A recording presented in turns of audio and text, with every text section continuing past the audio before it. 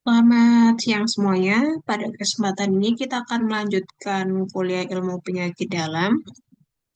Pada kesempatan ini kita akan bahas penyakit sindrom depresi atau Eugeng ya. Untuk yang kita bahas hari ini, masuk ke pengertiannya dulu.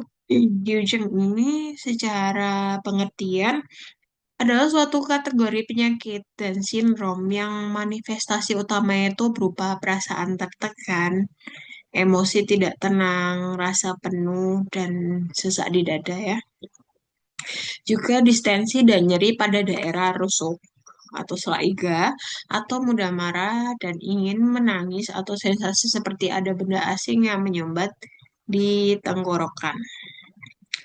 Sindrom depresi ini adalah penyakit yang umum dan banyak ditemui di praktek klinis karena ada teori mengatakan ratusan penyakit itu lahir dari awalnya adalah stagnasi.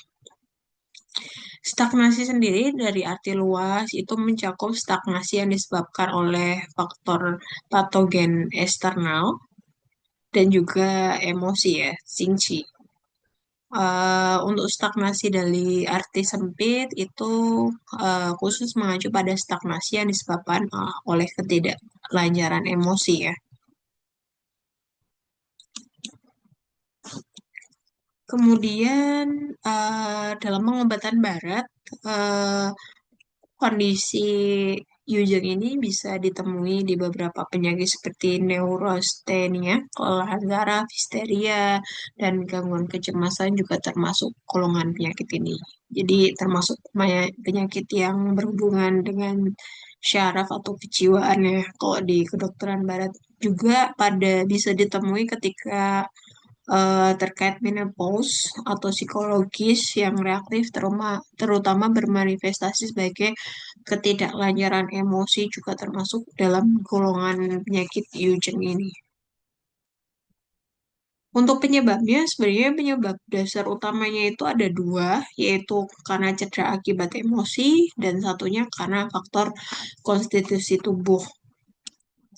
Untuk cedera akibat emosi, kegagalan dalam perencanaan atau pemikiran, kekesalan, kekhawatiran, kesedihan, ketakutan, ataupun ketakutan yang berlebih ya dari tujuh emosi yang secara TCM itu dapat menyebabkan stagnasi dan eh, terkumpulnya aliransi. Yang mudah menyebabkan penyakit itu adalah emosi kesedihan, kekhawatiran, kekesalan, dan kemarahan.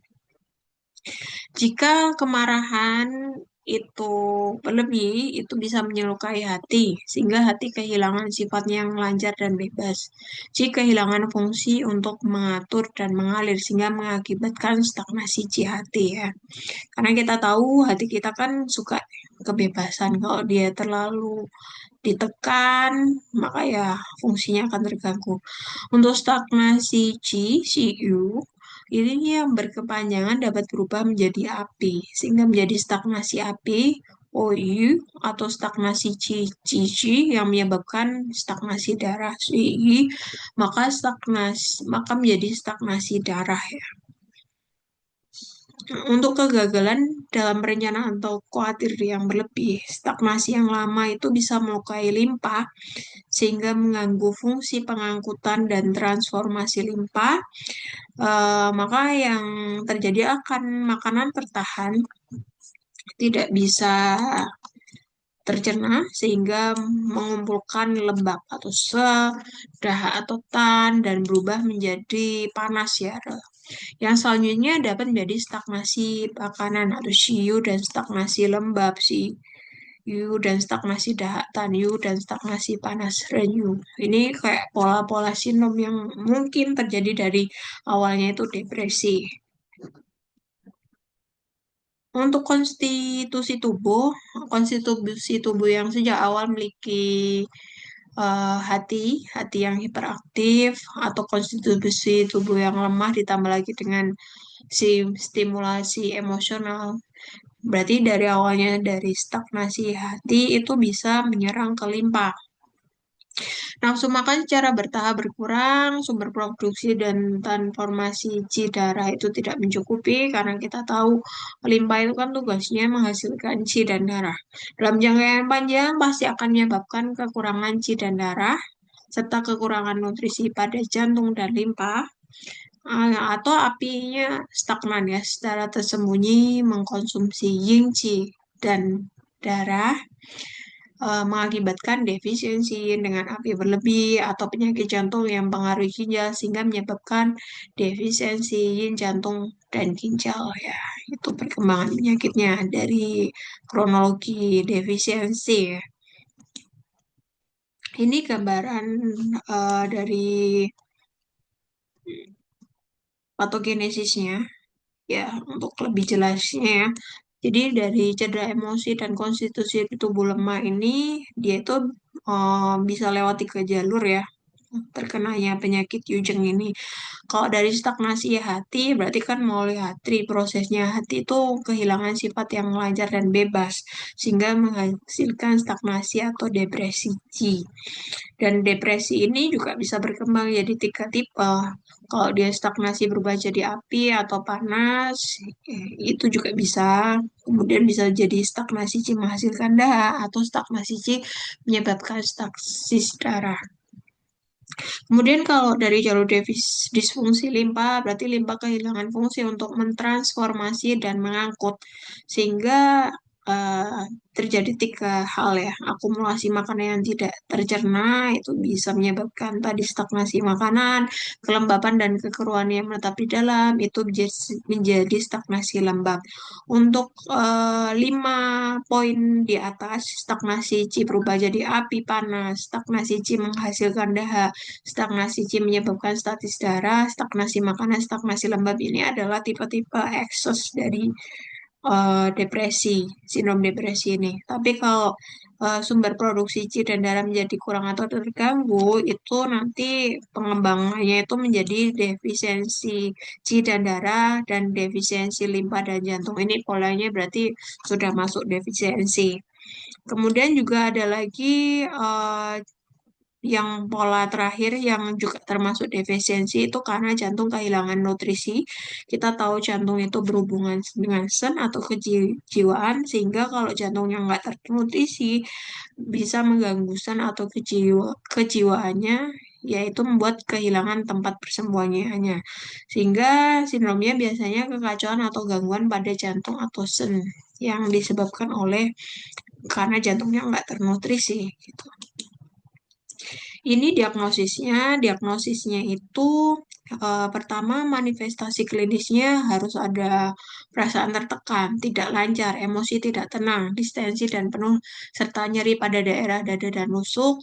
Dan dapat juga disertai dengan mudah marah, mudah menangis, sensasi khusus seperti ada daging panggang yang tersangkut di tenggorokan yang tidak bisa ditelan maupun diludahkan. Ini adalah istilah penyakitnya Meiheji ya, di mana hajinya itu tersangkut ya di daerah tenggorokan. Sebenarnya kalau kita tilik dari manifestasinya ini seperti sietong ya yang sudah kita pelajari juga karena sietong kan juga menghasilkan sindromnya, salah satu sindromnya itu stagnasi hati awalnya. Jadi ini hampir-hampir mirip sih tanda gejalanya. Dan sebagian besar pasien ini memiliki riwayat cedera internal akibat emosi seperti kesedihan, kecemasan, duka, ketakutan, kemarahan, dan kebencian, kekambuhan, dan perubahan kondisi penyakit seringkali berhubungan erat dengan faktor emosional. Jadi kalau bedanya yang Yujong ini sama Sietong, kok Sietong itu tanda tidak nyamannya itu lebih kelihatan ya. Itu dari itu lebih kelihatan. Kalau Yujong ini kan harus ada faktor emosi yang sangat berperan sehingga kita bisa masukkan ini sindromnya itu masuk atau penyakitnya masuk Yujak ini. Lebih sering terjadi pada wanita usia remaja hingga parubaya, tidak ditemukan gejala atau tanda-tanda penyakit yang lain ya, supaya tidak bias ini termasuk penyakit ini atau bukan. Pemeriksaan terkait yang dilakukan sesuai dengan kondisi umum tidak menunjukkan kelainan. Jika gejala pada tenggorokan menjadi manifestasi utama, diperlukan pemeriksaan tenggorokan. Jika terdapat gejala sensasi tidak bisa ditelan atau diludahkan, dapat dilakukan pemeriksaan dengan X-ray, esofagus, dan endoskopi ya untuk diagnosa penunjangnya untuk menentukan ini masuk Yujing atau bukan. Kemudian kita masuk ke diagnosa banding ya, supaya kita bisa membedakan antara Yujing ini Yujing atau yang lain gitu. Ini ada sindrom depresi eh, versus sakit tenggorokan atau OB namanya. Kalau sindrom depresi dengan globus histerius atau Meiheji tadi yang saya bilang kan ada sensasi mengganjal di tenggorokan tadi, itu berarti tadi tandanya atau gejala klinisnya itu sering terjadi pada wanita usia remaja hingga parubaya, ditemukan oleh depresi emosional. Pasien merasakan ada sesuatu yang menyumbat di tenggorokan tapi tidak disertai sakit tenggorokan dan sulit menahan. Rasa tersumbat di tenggorokan terkait dengan fluktuasi emosi, gejala dapat berkurang atau hilang saat suasana hati senang atau sibuk bekerja, tapi memburuk saat suasana hati depresi atau perhatian terfokus pada tenggorokan. Ini hal yang mungkin sering kita temui ya, kasus ini. Jadi saya harapkan kalian bisa mendeteksi kalau ada orang yang sakit ini ya. Kalau sakit tenggorokan HOB itu bedanya dengan yang tadi saya jelaskan lebih banyak terjadi pada pria ya. Usia remaja hingga parubaya sering dipicu oleh flu biasa, kebiasaan merokok atau minum alkohol jangka panjang, serta konsumsi makanan pedas berlebih. Selain rasa seperti pada benda asing, pasien juga merasakan tenggorokan kering, sensasi terbakar, dan gatal di tenggorokan. Kemudian gejala pada tenggorokan tidak terkait dengan emosi, tetapi dapat memburuk ketika kelelahan atau terpapar faktor patogen eksternal. Lanjut, ini depresi, sindrom depresi yang tadi, Meiheji, yang ada sesuatu yang menjadi tenggorokan versus cekuan atau disfagia EG. Untuk yang penjelasan depresinya tidak perlu saya jelaskan karena sama ini dari penjelasan sebelumnya. Yang cekukan atau disfagianya itu sering terlihat pada orang setengah bayi hingga lanjut usia dan lebih banyak pada pria. Rasa tersumbat terutama terletak di area belakang tulang dada, tingkat kesulitan menelan semakin berat dari hari ke hari, pemeriksaan esofagus biasanya menemukan kelainan. Kemudian kalau sindrom depresi dengan sindrom jiwa kotor atau Dienceng ya, ini semua-semuanya termasuk keduanya termasuk kejiwaan ya secara TCM. Kalau depresi dengan kegelisahan organ ini sering terjadi pada wanita usia remaja hingga parubaya, dapat muncul secara intermiter akibat rangsangan faktor mental dan psikologis. Saat tidak kambuh, pasien dapat tampak seperti orang normal. Kalau yang jiwa kotor atau Tiancheng ini sering terjadi pada orang dewasa muda, tidak ada perbedaan signifikan dalam tingkat kejadian antara pria wanita, dan perjalanan penyakitnya berkepanjangan atau kronis. Gejala gangguan mental jiwanya sangat jarang mereda dengan sendirinya ya. Jadi kalau ya Tiancheng ini lebih parah ya kondisinya daripada sindrom depresi Yucheng ini.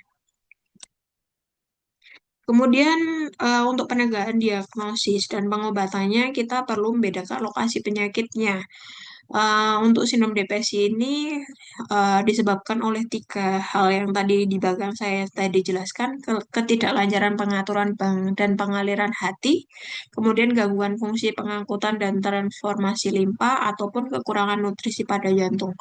Berdasarkan gejala klinis, tentukan perbedaan penekanan organ jantung mana yang lebih berpengaruh. Untuk sindrom depresi menggunakan stagnasi Qi, Shishu, berarti sebagai perubahan patologis utama, namun dalam pengobatan harus dibedakan dengan jelas jenis stagnasi yang mungkin terjadi secara umum. Misalnya ada, apakah itu stagnasi Qi atau stagnasi darah atau stagnasi api yang menjadi tanggung jawab dari hati ya biasanya. Kalau antara yang tadi ya pengembangan dari stagnasi C yang berubah dari tiga sinom yang lain tadi. Itu kalau stagnasi C, darah, stagnasi api urusannya itu yang ngurusi adalah organ hati. Kalau stagnasi makanan, stagnasi lembab, stagnasi darah, itu yang jadi tanggung jawab organ limpa. Kalau defisiensi paling erat hubungannya antara jantung dan limpa ya.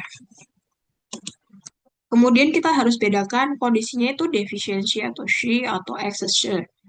Ya, kalau excess berarti biasanya dia masih penyakitnya relatif singkat dengan gejalanya itu depresi mental, distensi dan nyeri pada dada dan rusuk, sensasi tersumbat di tenggorokan, sering ingin menghela nafas panjang, nadinya sien atau wah, licin ya.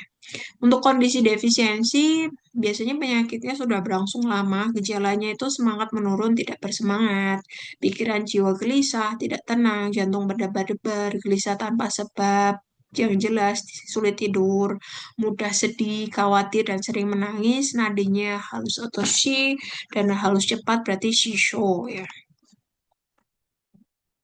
Kemudian kita prinsip pengobatan. Prinsip pengobatan berarti untuk penyakit depresi ini kita harus mengatur qi dan buka stagnasi, melancarkan dan mengatur aliransinya, menenangkan emosi dan untuk mengubah sifat atau karakter yang tadi, yang emosionalnya tadi. Untuk kondisi ekses, hal pertama yang harus dilakukan adalah mengatur qi dan buka stagnasi. Kemudian ada atau tidaknya kombinasi dengan sindrom lain ya. Misalnya ada stagnasi darah apa enggak, stagnasi api atau akumulasi dahak yang tertahannya lembab atau akumulasi makanan, maka ya kita gunakan metode sesuai dengan kombinasi dari sindromnya itu tadi.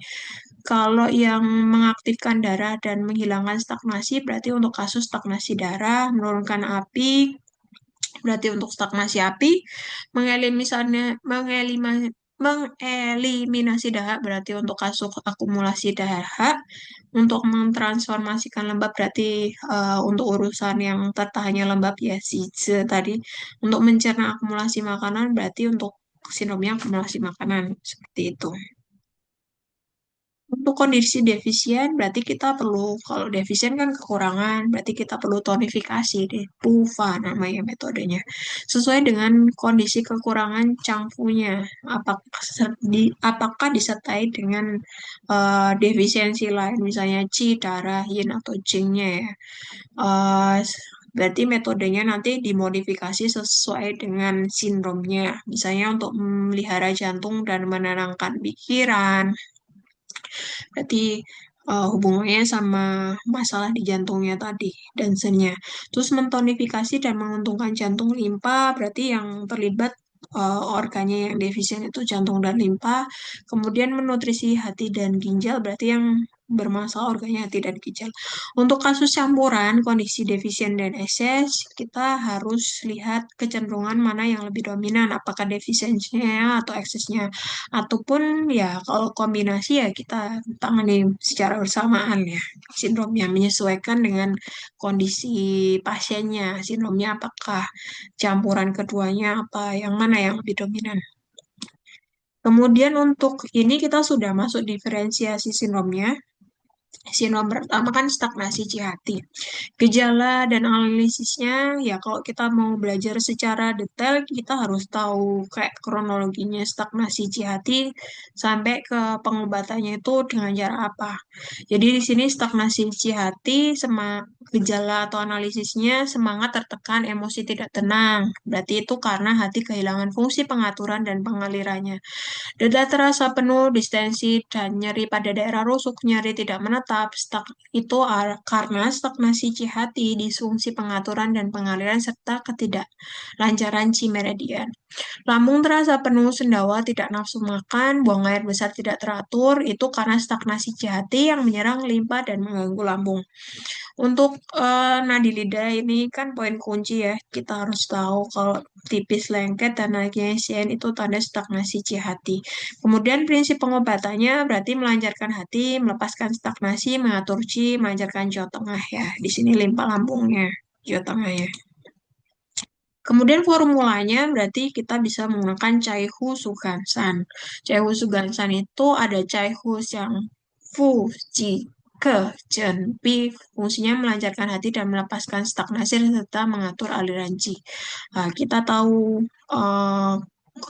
golongan herbal atau herbalnya apa aja itu dasarnya sebenarnya kita belajar dari materi medika maupun peresepan ya. Jadi saya harapkan kalau memang pengen untuk kita ahli meresepkan ya kita harus kuasai dasarnya itu herbal-herbal.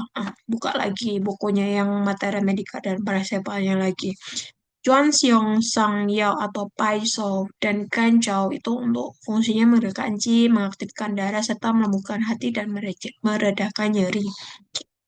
Tentunya pasti pasien kita itu gejalanya itu kadang nggak sesuai dengan yang di buku ya. Jadi kadang kita perlu modifikasi supaya pengobatannya itu tepat. Misalnya, jika distensi dan nyeri hebat pada daerah rusuk, tambahkan Eugene dan Singpi dan Foso.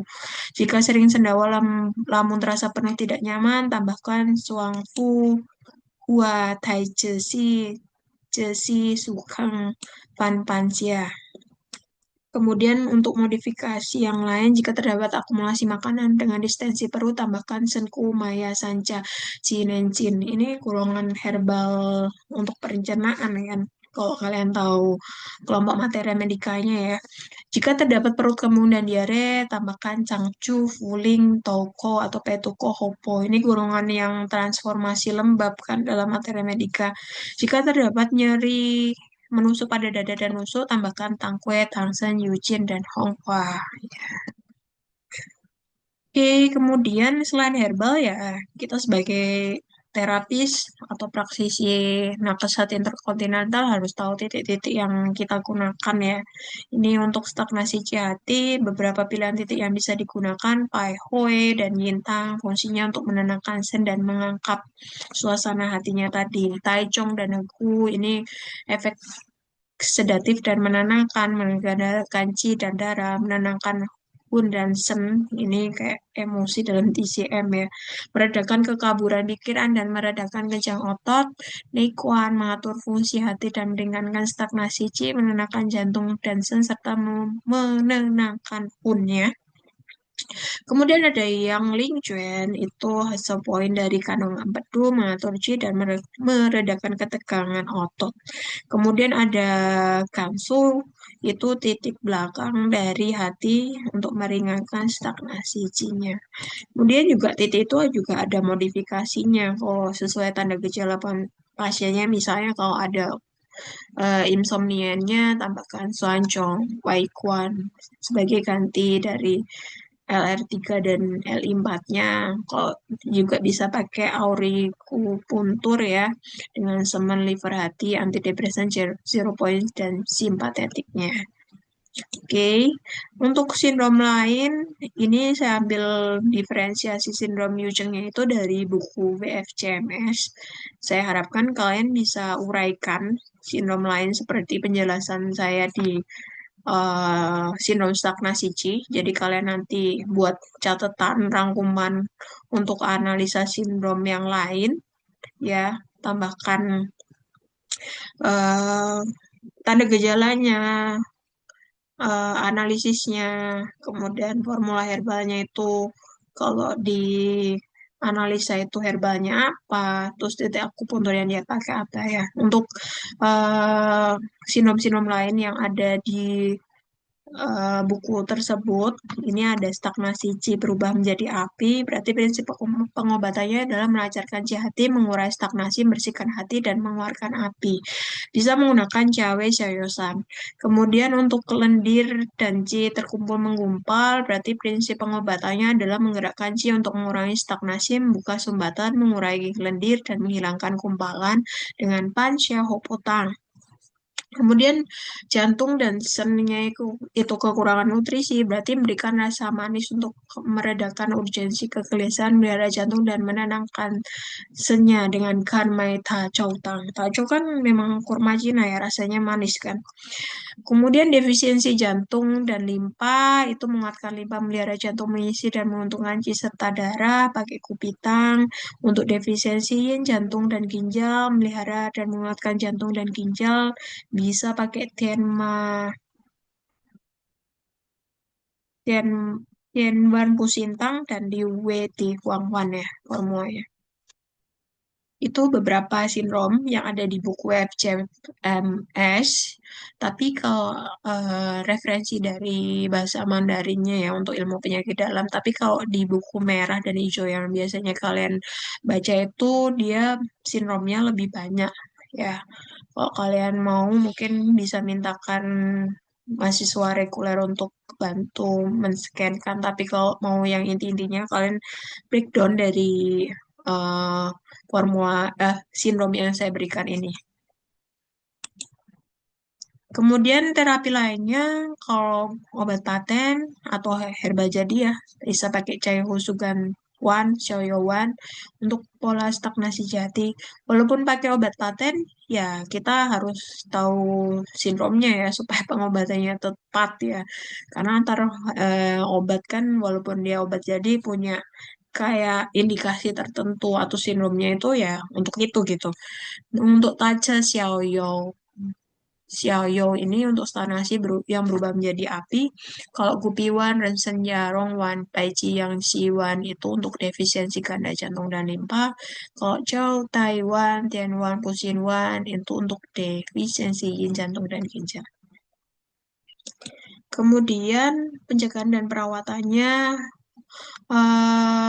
perlakukan berbagai hal dengan sikap yang benar, menghindari kekhawatiran yang berlebih dan depresi, serta mencegah cedera internal akibat emosi merupakan langkah penting untuk pencegahan dan pengobatan penyakit depresi ini. Sebagai tenaga medis, kita juga perlu memahami riwayat penyakit secara mendalam, melakukan pemeriksaan yang detail, serta memperlakukan pasien dengan sikap tulus, peduli, simpatik, dan sabar. Hal ini sangat penting dalam pengobatan dan perawatan penyakit depresi untuk mendapatkan kepercayaan penuh dari pasien. Untuk pasien penyakit depresi harus dilakukan upaya terapi mental atau spiritual ya, agar pasien itu dapat memahami, menghadapi penyakitnya dengan benar, meningkatkan keyakinan untuk sembuh, menghilangkan penyebab penyakit yang berasal dari faktor emosional sehingga mendorong kesembuhan total dari penyakit depresi. Kalau menurut saya ini hal yang mungkin kadang terlewati oleh kita sebagai tenaga kesehatan ya.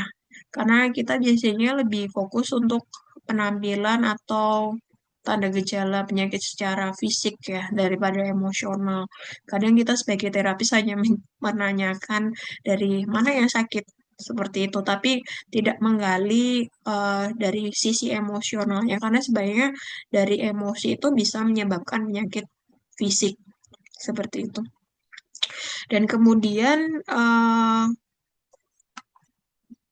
kadang itu pasien juga tidak menyampaikan keluhan penyakitnya secara emosional ya, kalau menurut saya.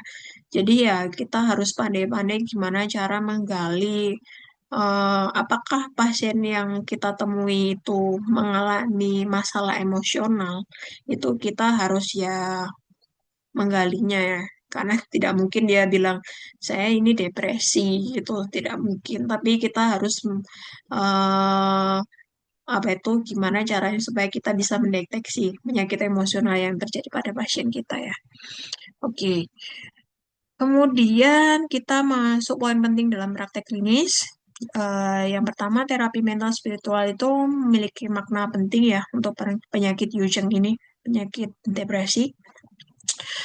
Selain tenaga medis dan pasien, upaya ini juga harus diperluas oleh keluarga pasien. Jadi yang bisa menyembuhkan tidak hanya kita, tapi juga perlu support dari keluarganya, tetangga, rekan kerja, dan sekitarnya ya. Dengan membuat mereka memahami dan melakukan pasien dengan benar, serta menghindari stimulasi mental yang tidak baik, hal ini sangat bermanfaat untuk mempromosikan perbaikan kondisi penyakit, bahkan hingga kesembuhan. Dapat juga dikombinasikan dengan sugesti atau bimbingan melalui bahasa yang seringkali memberikan efek baik dan mengontrol kekambuhan dan meredakan gejalanya ya. Jadi kayak bimbingan spiritual gitu ya. Kemudian masa perjalanan penyakit cenderung lama, penggunaan obat sebaiknya tidak terlalu kasar dan kuat. Misalnya untuk kasus ekses, berarti kita perlu perhatikan obat-obat yang mengatur Qi, berarti untuk kasus stagnasi Qi kan, tanpa eh, melukai mengkonsumsi Qi-nya ya. Kemudian mengaktifkan darah, berarti kasus stagnasi darah tanpa menghancurkan darahnya. Itu efeknya terlalu kasar ya. Jadi untuk membersihkan panas tanpa merusak lambungnya, karena biasanya pembersih panas kan herbalnya itu dingin ya sifatnya. Itu kalau terlalu banyak dikonsumsi bisa merusak lambung. Kemudian mengeliminasi dahak tanpa melukai ci sehat atau cengcinya ya, gitu. Dalam pengobatan defisiensi itu yang perlu diperhatikan mentonik dan menguntungkan jantung limpa tanpa em, terlalu kering ya. Karena kalau terlalu kering kan juga bisa berbahaya gitu. Memberikan nutrisi pada hati dan ginjal tanpa menjadi terlalu lengket gitu. Kemudian ini ada studi kasus yang perlu kalian kerjakan. Ini ada studi kasusnya, seorang pasien perempuan usia 45 tahun datang ke klinik TCM dengan keluhan perasaan sedih dan murung yang berlangsung selama 6 bulan. Pasien menyatakan dirinya sulit merasakan kebahagiaan, sering menangis tanpa alasan jelas, dan kehilangan minat pada aktivitas yang sebelumnya disukai. Gejala yang lain, kelelahan berat sepanjang hari, mesti sudah tidur cukup, sulit konsentrasi dan mudah lupa, sulit tidur, sering terbangun di malam hari, mimpi banyak, palpitasi terutama saat lelah, nafsu makan buruk, perut terasa gemuk setelah makan sedikit, wajah pucat tidak bersinar, haidnya berlebih dengan darah encer dan pucat berlangsung 7 sampai 8 hari setiap siklus sejak 4 bulan terakhir. Riwayat pasien ini adalah ibu rumah tangga dengan 3 anak, sering begadang mengurus anak dan pola makannya nggak teratur. Fisiknya, wajah dan konjungtivanya itu pucat, lidah pucat, lembab, dengan bekas cetakan gigi di pinggir nadinya Shi dan Wo. Ini perlu kalian jawab analisis penyakitnya dari tanda gejala yang ada, kemudian diagnosa sindromnya apa, prinsip pengobatan, formula herbal serta analisisnya. Berarti kalau formula herbalnya apa, kalian harus bisa jelasin komponen herbalnya apa aja, akupuntur dan analisanya juga. Baik, ini saja yang bisa saya sampaikan untuk sindrom Yujeng ini. Saya harapkan kalian membuat resumenya untuk eh, topik Yujeng ini dengan tulis tangan ya dan menjawab studi kasusnya tadi. Saya minta untuk tugasnya bisa dikumpulkan maksimal hari Rabu tanggal 10 Desember ya. Maksimal jam 12 malam, japri ke tele saya. Terima kasih atas perhatiannya. Selamat siang semuanya. Salam sehat semuanya.